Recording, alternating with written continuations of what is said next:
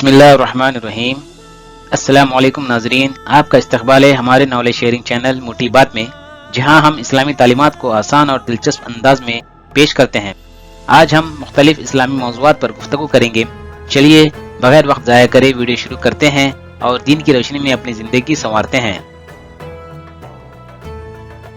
آئیے ناظرین، ویڈیو شروع کرنے سے پہلے آپ سے ایک دینی سوال۔ حضرت عیسیٰ علیہ السلام کا دوبارہ نزول کب ہوگا؟ آپ اپنا جواب کمنٹ کر کے بتا سکتے ہیں۔ جواب اسی ویڈیو میں موجود ہے، لہٰذا ویڈیو کو بنا اسکپ کرے پورا دیکھیں اور ویڈیو کے آخر میں جواب دیا جائے گا۔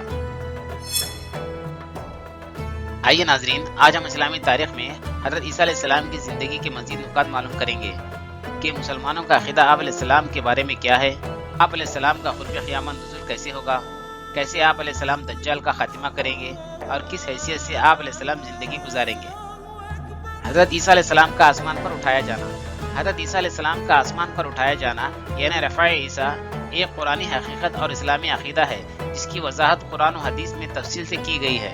اللہ سبحانہ وتعالیٰ نے حضرت عیسیٰ علیہ السلام کو زندہ آسمان پر اٹھا لیا اور وہ قیامت سے پہلے واپس آئیں گے، جیسا کہ سورہ نساء آیت نمبر 157 اور 158 میں اس کا ذکر ملتا ہے۔ اور یہ کہنے لگے کہ ہم نے عیسیٰ ابن مریم کو قتل کر دیا، حالانکہ نہ تو انہوں نے انہیں قتل کیا اور نہ ہی صلیب پر چڑھایا، بلکہ انہیں یعنی عیسیٰ علیہ السلام کو ان کے لیے مشتبہ کر دیا، بلکہ اللہ نے انہیں اپنی طرف اٹھا لیا اور اللہ غالب حکمت والا ہے۔ یہ آیت واضح کرتی ہے کہ یہودی حضرت عیسیٰ علیہ السلام کو قتل کرنے میں ناکام رہے۔ یہ آیت واضح کرتی ہے کہ یہودی حضرت عیسیٰ علیہ السلام کو قتل کرنے میں کامیاب نہیں ہو سکے۔ اللہ نے انہیں زندہ آسمان پر اٹھا لیا، اس لیے حدیث پاک میں آتا ہے کہ عیسیٰ ابن مریم زمین پر نازل ہوں گے، 40 سال زندہ رہیں گے، پھر ان کا انتقال ہوگا اور مسلمان انہیں دفن کریں گے۔ ابو داؤد اور مسند احمد۔ حضرت عیسیٰ علیہ السلام کا نزول اور دجال کا قتل۔ حضرت عیسیٰ علیہ السلام کا نزول اور دجال کا قتل قیامت کی بڑی نشانیوں میں سے ہے۔ قرآن و حدیث میں ذکر موجود ہے کہ حضرت عیسیٰ علیہ السلام آخر زمانے میں نازل ہوں گے اور دجال کو قتل کریں گے۔ جب دجال کا فتنہ بڑھ جائے گا اور اس فتنے کے خلاف امام مہدی ایمان والوں کی قیادت کر رہے ہوں گے، تب حضرت عیسیٰ علیہ السلام دمشق کی مشرقی سفید مینارے پر فرشتوں کے ہمراہ نازل ہوں گے۔ حضرت عیسیٰ علیہ السلام امام مہدی کے پیچھے نماز پڑھیں گے، یہ ظاہر کرنے کے لیے کہ وہ نئی شریعت نہیں لے آئے بلکہ اسلام ہی کو غالب کریں گے۔ رسول اللہ صلی اللہ علیہ وسلم نے فرمایا، وہ یعنی حضرت عیسیٰ علیہ السلام دمشق کی مشرقی سفید مینارے پر 2 فرشتوں کے کندھوں پر ہاتھ رکھے نازل ہوں گے۔ مسلم شریف۔ دجال کا فتنہ بہت بڑا ہوگا، لیکن اللہ سبحانہ وتعالیٰ حضرت عیسیٰ علیہ السلام کو بھیج کر اسے ختم کروا دے گا۔ حدیث میں آیا ہے کہ رسول اللہ صلی اللہ علیہ وسلم نے فرمایا، جب دجال حضرت عیسیٰ علیہ السلام کو دیکھے گا تو وہ نمک کی طرح پگھلنے لگے گا اور حضرت عیسیٰ علیہ السلام اسے قتل کر دیں گے۔ صحیح مسلم۔ دجال کا فتنہ اور اس کی طاقت۔ دجال عربی لفظ دجل سے نکلا ہے جس کا مطلب ہے دھوکہ دینا۔ دجال ایک جھوٹا نبی اور بہت بڑا فتنے والا شخص ہوگا۔ اس کے پاس غیر معمولی جادوئی اور شیطانی طاقتیں ہوں گی۔ وہ جادو اور چالاکی سے لوگوں کو گمراہ کرے گا، وہ خود کو خدا کہلوائے گا اور لوگوں کو آزمائے گا۔ اس کی ایک آنکھ خراب ہوگی۔ اللہ کے نبی صلی اللہ علیہ وسلم نے ارشاد فرمایا، دجال کانا ہوگا اور اس کی دائیں آنکھ خراب ہوگی، گویا وہ ابری ہوئی انگور کی طرح ہوگی۔ صحیح بخاری۔ اس کے ماتھے پر کافر یعنی کاف فا را لکھا ہوگا جسے صرف مومن ہی دیکھ پائیں گے۔ وہ اپنی شیطانی جادو سے جنت اور جہنم جیسے مناظر دکھائے گا، حالانکہ اس کا جنت حقیقتاً وہ جہنم ہوگا اور جہنم حقیقتاً وہ جنت ہوگی۔ وہ بارش برسائے گا اور زمین سے فصلیں اگانے کا دعویٰ کرے گا، مردوں کو زندہ کرنے اور معجزہ دکھانے کا جھوٹا مظاہرہ کرے گا۔ لوگ اس کے جھوٹے معجزوں سے دھوکہ کھا کر اب اسے ماننے لگیں گے۔ وہ دنیا میں 40 دن تک فتنہ پھیلائے گا۔ اس کا پہلا دن 1 سال کے برابر، دوسرا دن 1 مہینے کے برابر، تیسرا دن 1 ہفتے کے برابر اور باخری ایام عام دنوں کے برابر ہوں گے۔ اس کے فتنے سے بچنے کے لیے سورہ کہف کی ابتدائی اور آخری آیت پڑھنے کی تلقین کی گئی ہے۔ رسول اللہ صلی اللہ علیہ وسلم نے ارشاد فرمایا، جو شخص سورہ کہف کی ابتدائی 10 آیتیں یاد کر لے وہ دجال کے فتنے سے محفوظ رہے گا۔ صحیح مسلم۔ حضرت عیسیٰ علیہ السلام کے نزول کے بعد دجال مسلمانوں کے خلاف بڑی جنگ چھیڑے گا۔ مسلمان لد جو فلسطین میں واقع ایک مقام ہے دجال کا سامنا کریں گے، پھر حضرت عیسیٰ علیہ السلام دجال کو اپنے نیزے یا تلوار سے قتل کریں گے۔ حضرت عیسیٰ علیہ السلام کا دنیا میں قیام اور وفات، دجال کے قتل کے بعد اس کے پیروکار منتشر ہو جائیں گے، یہودی سب سے زیادہ اس کے پیروکار رہیں گے، حضرت عیسیٰ علیہ السلام اور مسلمان انہیں شکست دیں گے۔ درخت اور پتھر بھی بول کر مسلمانوں کو یہودیوں کی چھپنے کی جگہوں کے بارے میں بتائیں گے کہ یہاں ایک یہودی چھپا ہوا ہے، اسے قتل کرو۔ دجال کے قتل کے بعد زمین پر امن اور سکون کا دور رہے گا، ہر طرف عدل و انصاف ہوگا اور اسلام کا غلبہ ہوگا۔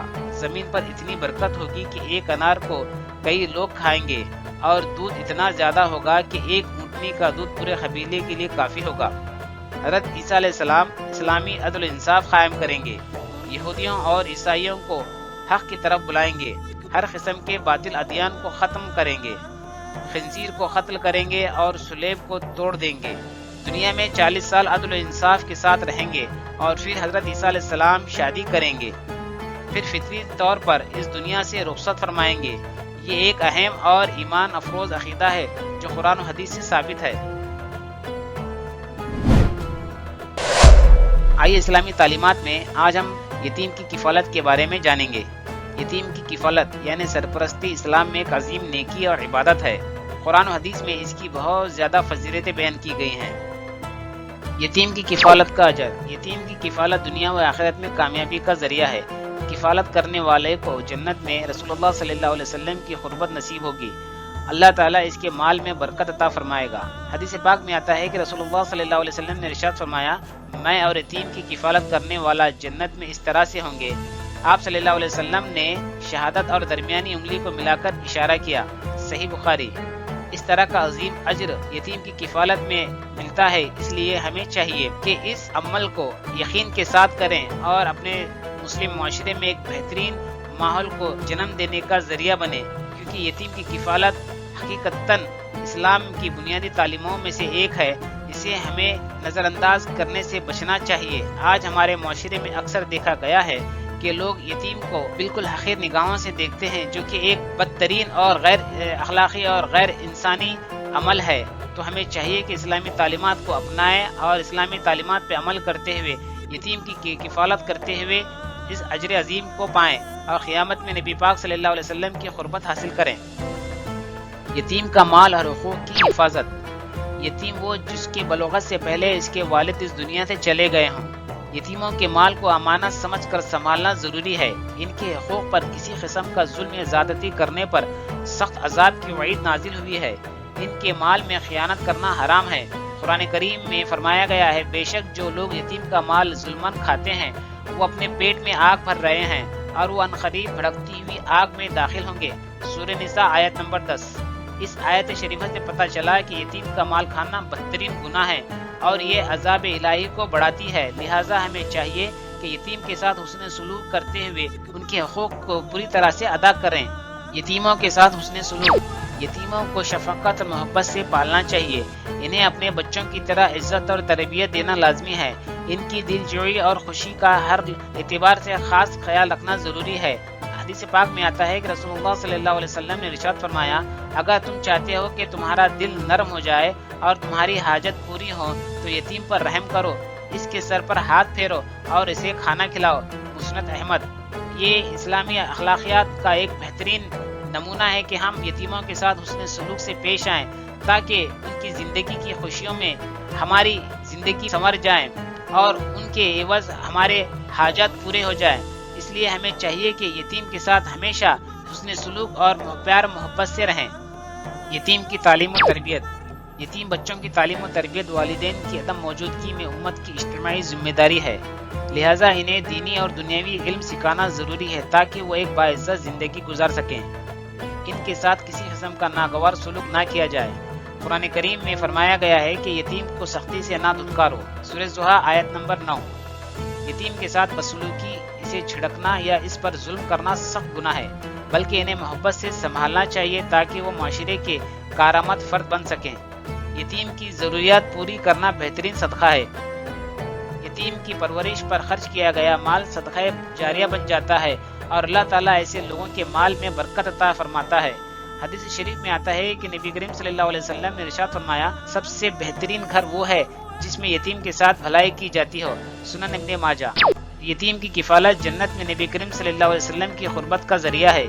یتیموں کے ساتھ حسن سلوک، ان کی مال کی حفاظت اور ان کی تربیت اسلامی فریضہ ہے۔ یتیموں پر خرچ کرنے سے مال میں برکت آتی ہے اور دل کی سختی دور ہوتی ہے۔ یتیموں کی مدد کر کے دنیا و آخرت میں کامیابی حاصل کی جا سکتی ہے۔